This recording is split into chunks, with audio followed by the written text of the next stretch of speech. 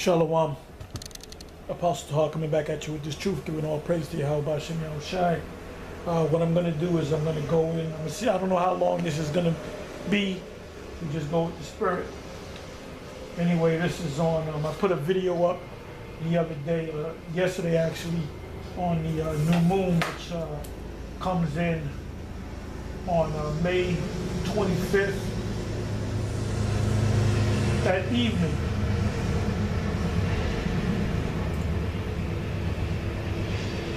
Which the actual moon comes in at 3:46 p.m. because somebody asked me a question concerning that. Now, what they did in the ancient world, they looked at the crescent of the moon, and when you can almost see nothing, that was a new moon. So they would always do it around sundown. Now, what Esau does is he'll calculate exactly what time of the day the new moon actually comes in, whether it be early in the morning, late at night, or the middle of the day.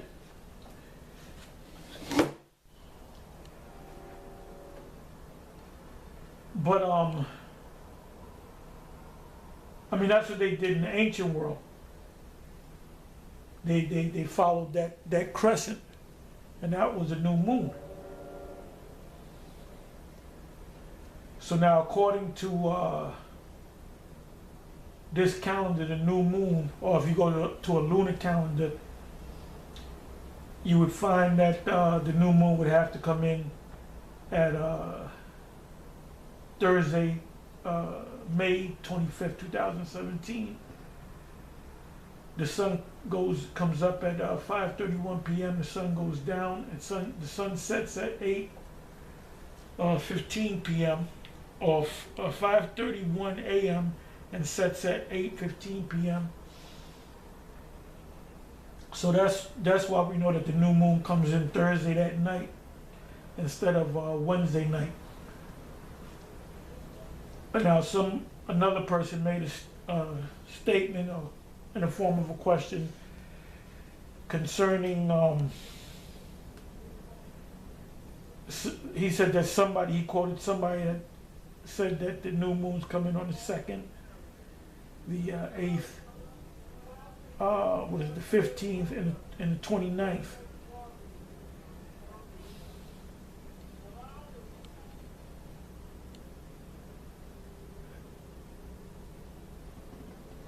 The 22nd and the 29th, I'm sorry. And that's pretty much correct if you don't deal with the current Gregorian calendar.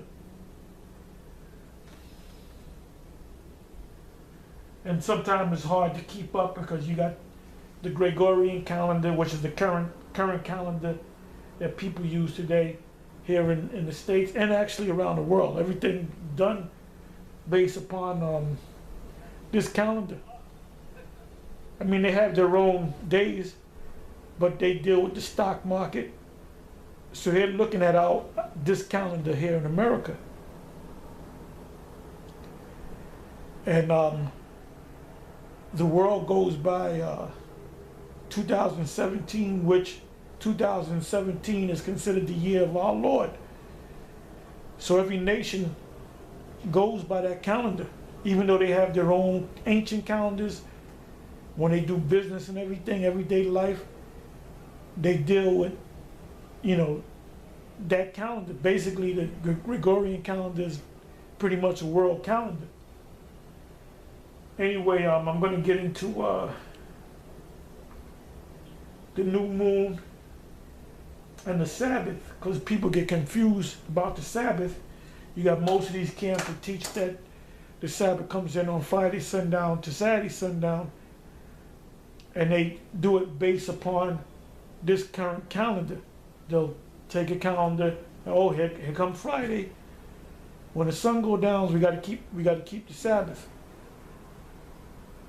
Well, when Moses and the children of Israel were in the wilderness for 40 years, what calendar did they go by? How did they know when so-called Friday came in each week? They didn't know. They went by the new moon. And what you got to understand is the new moon, there's a moon cycle. And if you ask anybody, you know, these different camps, or anybody in general, how many days is in a month? First of all, they'll go to the Gregorian calendar. Well, it can be 31 days, it can be 30 days, it can be 29 days. Then you got the leap year, 29 days, 28 days. So they'll give you four. It could be 31 days, 29 days, 28 days, and 30 days. So they give you four different answers to how long a month is. And a moon is exact. When I say a moon, that's where the word month comes from, moon. The moon is exact, so the month has to be exact. And when you count the moon cycle, which is a full month, it's 29.53 days. You can look it up yourself, and you can count it yourself. And that's why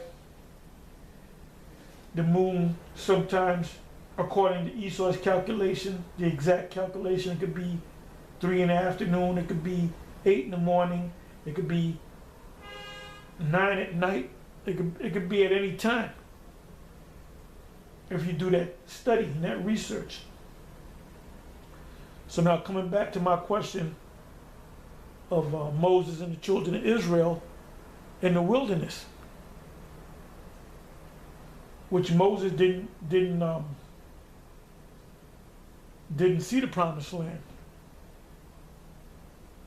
When they left out of Egypt and they went into what they call, the scholars call the wilderness of Zin, which is between the it was north of the Red Sea, and it was in between the Gulf of Suez and the Gulf of Akbar, because when they went through the so-called Red Sea, as the Bible said, they literally went through the Gulf of Suez into that wilderness, which is a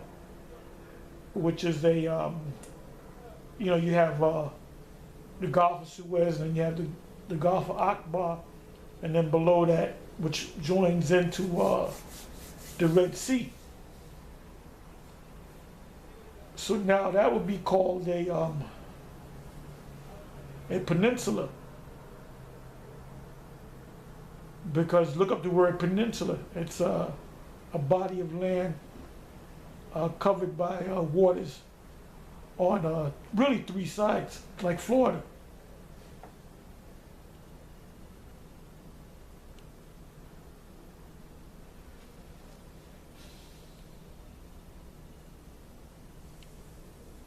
Like you call it the Florida Panhandle. Let me just look it up. Bear with me for a minute.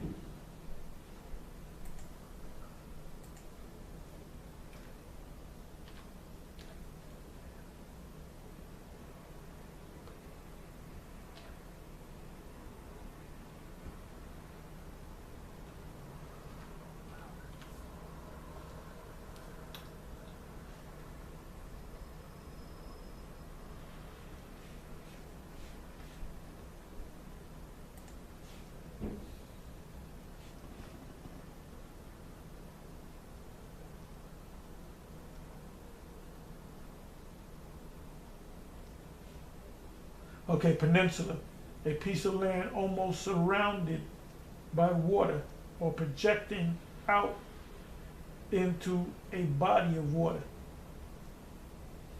Like the Florida itself is a peninsula. So the children of Israel were in the land of Goshen and went through the Suez Canal into the wilderness, which is a peninsula.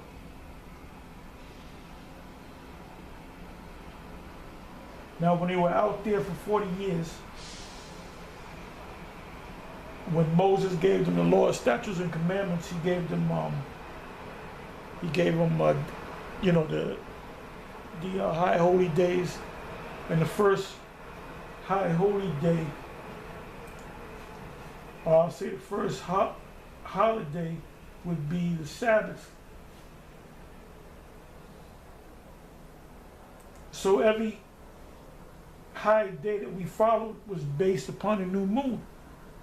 When you keep the Passover, you go the first day of the month, which is that new moon, and you would count 14 days.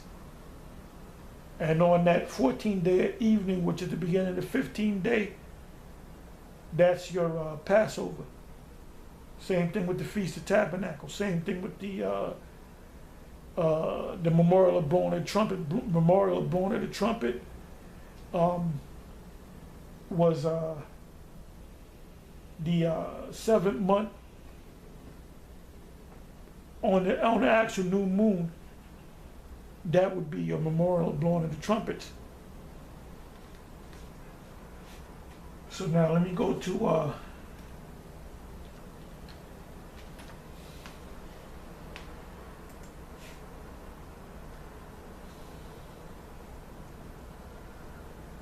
Leviticus 23. And I may read from this book here, Harper's Bible Dictionary.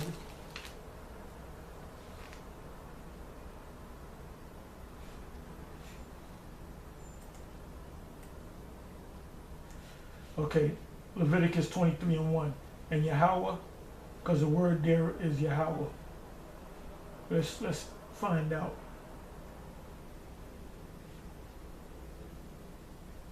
Yep, it says Yahweh, the Bar, Amashah, Amar, or Yah, and he, the Bar, spake. Yahweh spoke unto Mashah, Moses,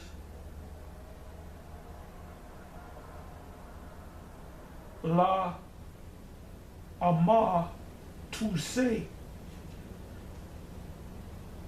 So it says, and he spake, Yahweh, unto Mashah, to say, and that's what it says literally in Hebrew. Wayadabar Yahweh al Mashah la Amar.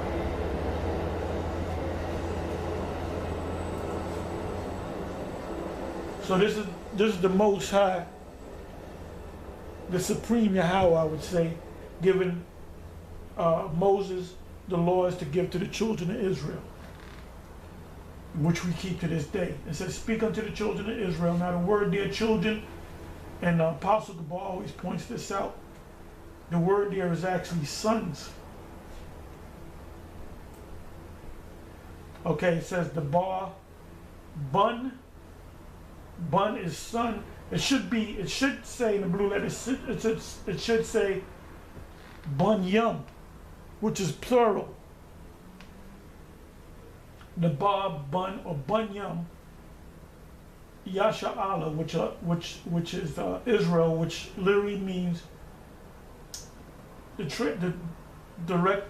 exact translation is Yah, He, Shah, Prince, and Allah, God or powers.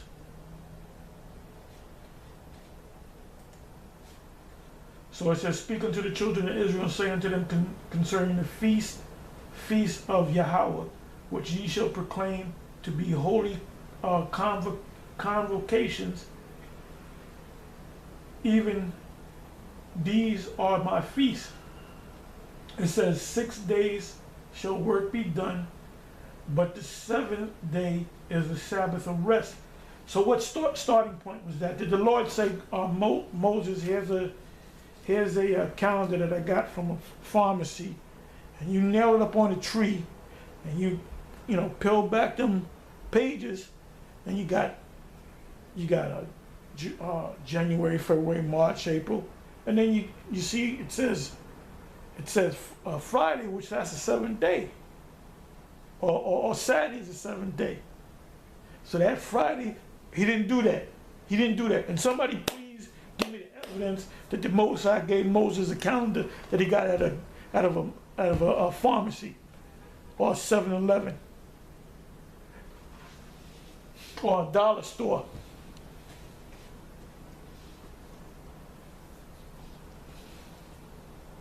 It says, third verse, 6 days shall work be done, but the seventh day is the Sabbath of rest and holy convocation. Ye shall do no work therein. It is the Sabbath of Yahweh in all your dwellings, wherever you go.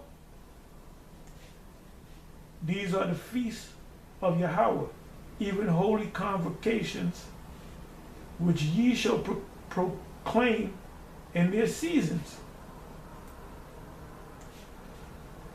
In the 14th month of the first month at evening is Yahweh's Passover. And on the 15th day of the same month is the Feast of Unleavened Bread. The beginning of the Feast of Unleavened Bread is called the Passover, which took place the 14th day at evening, coming into the 15th day. So when you start eating unleavened, the day of the Passover, because that's the beginning of unleavened bread.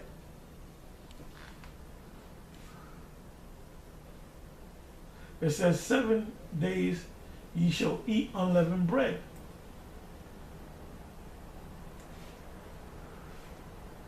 So you got 15, 16, 17, 18, 19, 20, 21, up until the 21st day. And then at the end of that,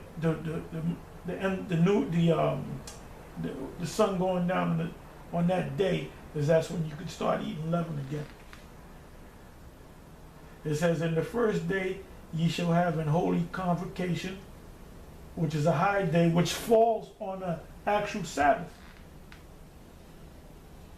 Ye shall do no servile work therein, but ye shall offer an offering made by fire unto Yahweh 7 days. In the seventh day is an holy convocation. Ye shall do no servile work therein. Now, when high priest Ariad used to have the Sabbath, he would have the 14th day at evening. That 15th day is the Passover. Then the next day is the Feast of Unleavened Bread. Then the next day was the Feast of Weeks. So you had 3 Sabbaths back to back. And then if it happened to fall on a Friday night, that was called a double Sabbath. That's not scriptural. That's not scriptural. If there was such thing as a double Sabbath or a triple Sabbath or a quadruple Sabbath, wouldn't it be in the scriptures?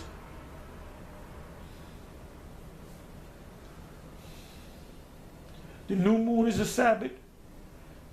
You have your weekly Sabbath, which is governed by the new moon.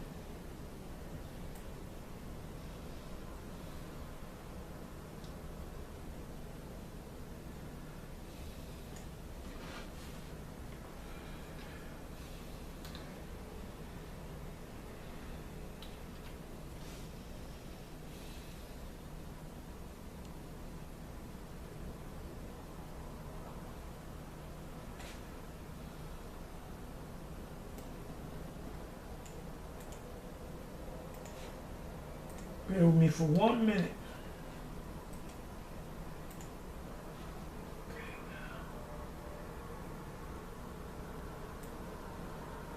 I just want to show you something.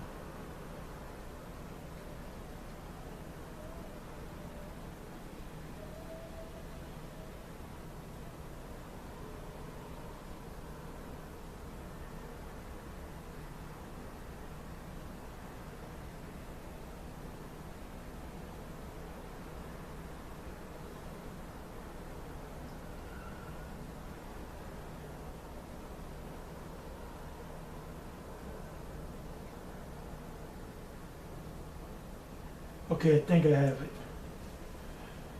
It says here in the 37th verse of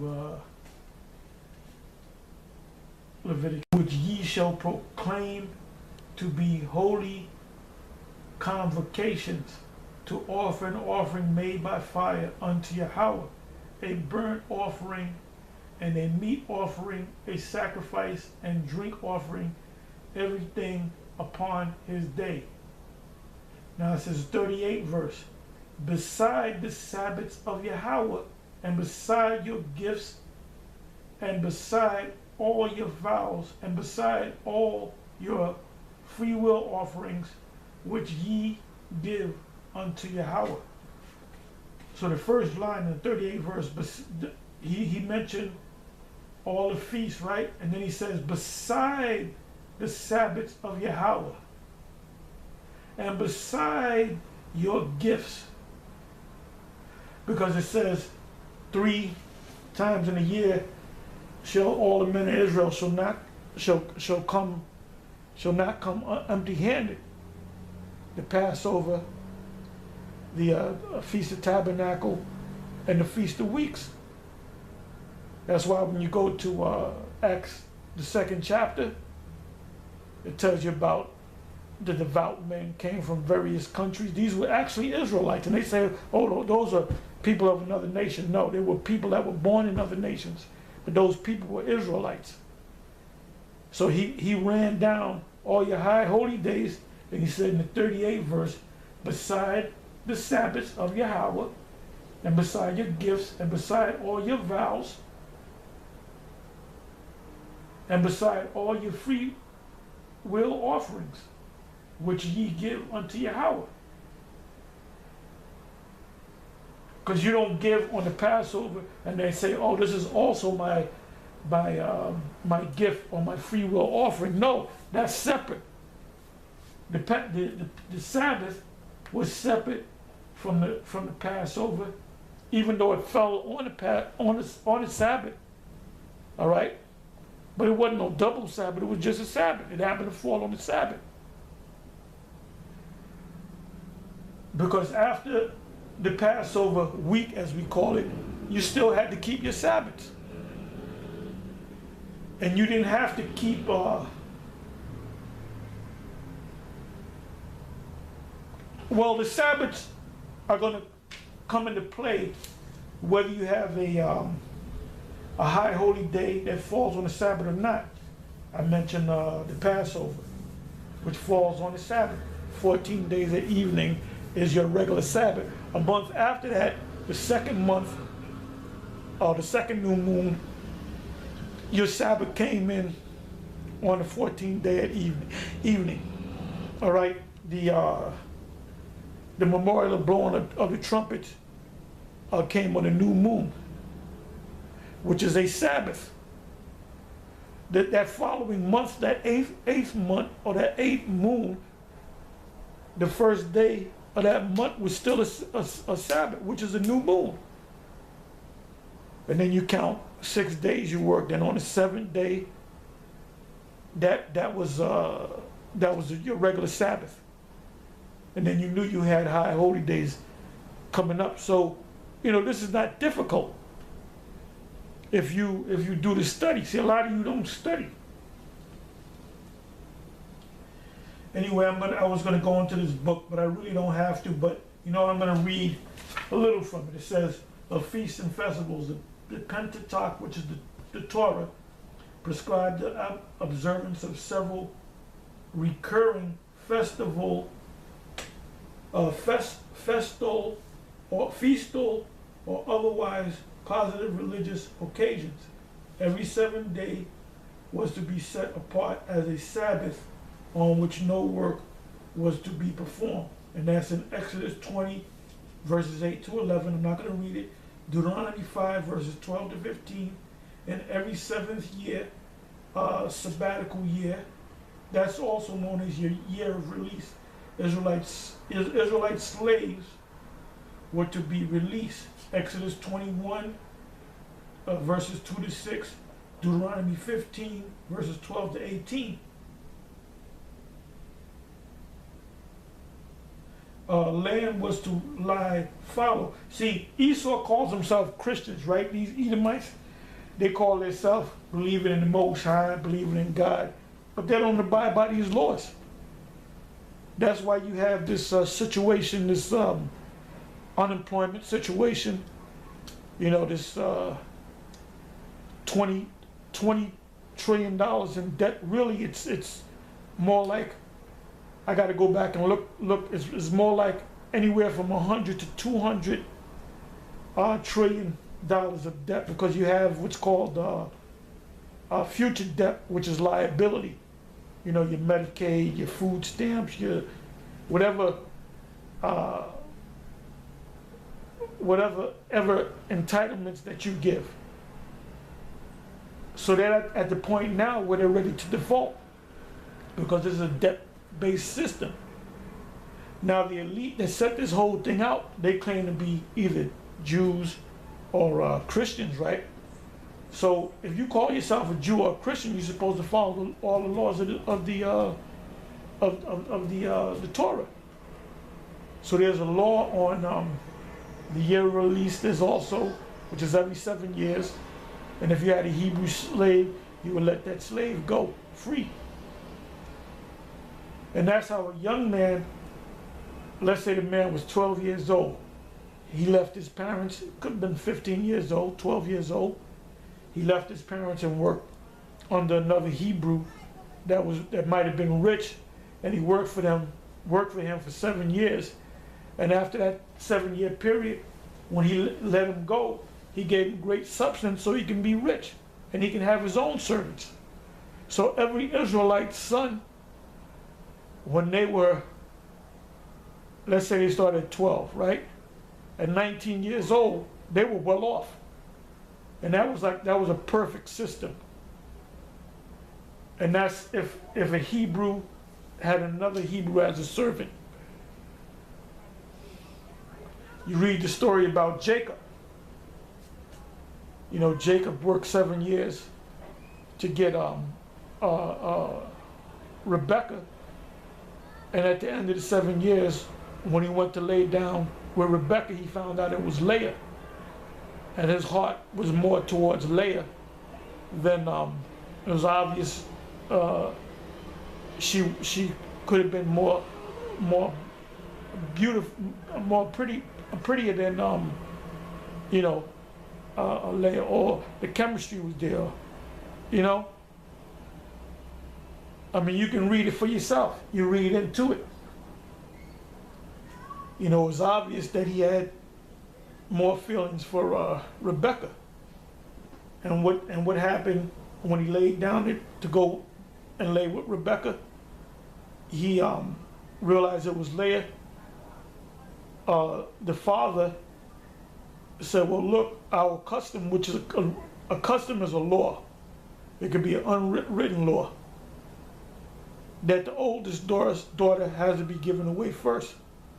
So then he said that, well, I'll be willing to work another 7 years for Rebecca. And he did that. And it said that it went like a week. It went quick. And then he received, when you read that whole story, he received great blessings in those 14 years.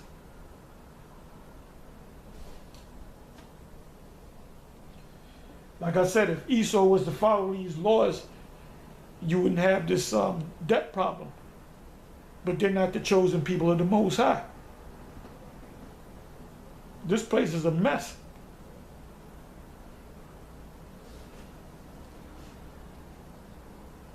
And you know, now you got a lot of groups coming against us because we're saying that we're Israelites, because this thing is going out heavy. All these different groups pushing Israel. And the elite, they're setting up these different groups. Now they're going to say, nah, nobody set us up, we're doing it. Okay, well, we'll find out. We'll find out soon enough. Because it said in the scriptures that we're going to raise up at the end of this thing. And they know the scriptures. They know the prophecies of these scriptures. They know that they're the Edomites. They know that we're the Israelites, but they're trying to, block these prophecies from coming to pass. But how in the hell can you block these prophecies when the Most High set you up?